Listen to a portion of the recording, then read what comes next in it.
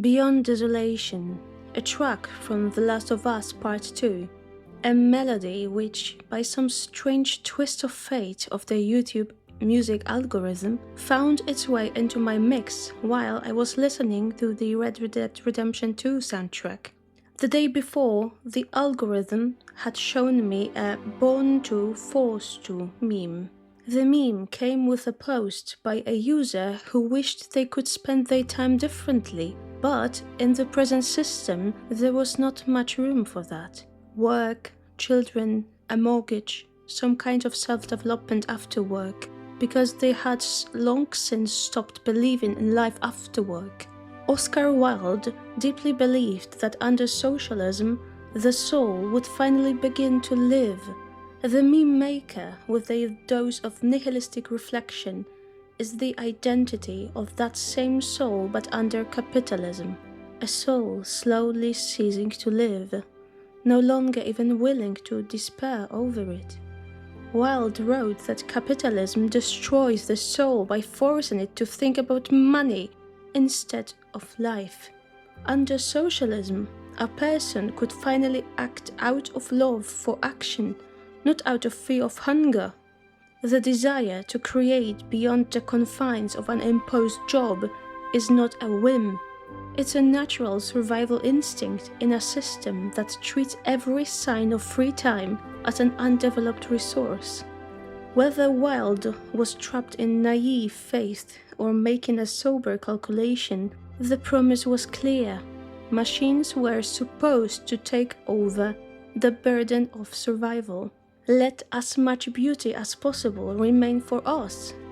Meanwhile, to quote Joanna Maciejewska from X, formerly Twitter, in 2024, I want AI to do my laundry and dishes so that I can do art and writing, not for AI to do my art and writing so that I can do laundry and dishes. Joanna Maciejewska. We may no longer have to wash our clothes in the river, but the laundry still has to be done. Maciejewska verifies Wilde's promise 130 years later. Why is AI not doing my laundry? Capital has automated what humanity considers free and creative. This is where the Born to meme fits perfectly. You can place anything into it, even walking or riding a horse. And yet, as humanity, we have been stripped of our freedom and our existence. Memes travel through the internet because they resonate.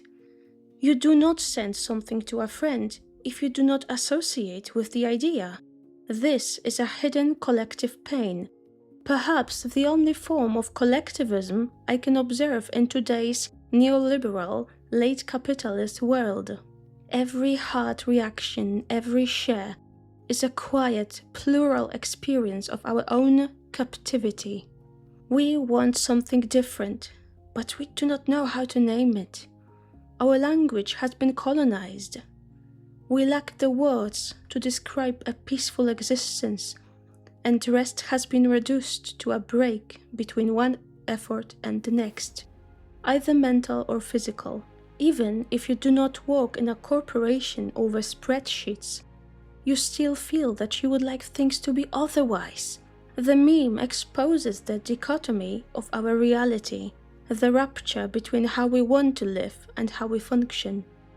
It is our Wildean soul reaching toward beauty while accepting the flaw of the system, because capitalism has made us unable to imagine anything beyond it. We sell our labor and become tools in the hands of a faceless mechanism. Let us return to the meme maker from the beginning. In their post, they left behind a fragment of existential grief. They do not shout for revolution because it seems pointless to them. They do not throw stones because there is no face to throw at. The tragedy of most of us unfolds quietly, somewhere between work, the mortgage payment, and home. Instead of reclaiming space for freedom, we perform self-development after work. We take on another shift, our hunger for beauty, is taken from us in the name of a promised promotion or a slightly larger paycheck. We play at self-improvement not because we love knowledge. We do it because we are afraid of falling out of circulation. The fear of hunger from Wilde's writings has been replaced by the fear of not being enough. The machine that was supposed to free us from the shackles of the inner metronome keeps beating out its rhythm, consuming the time that was supposed to be free. Beyond Desolation, a track that broke out of its post-apocalyptic world in The Last of Us, entered our so-called normal world. But the question is, whose world really is post-apocalyptic? The true desolation of our world is in the open plan office and on the factory floor. We sense this somewhere beneath the skin when we send memes to one another, and at the end of the day, we still clock out at the terminal that counts our working hours. Our post-apocalypse we call a working day.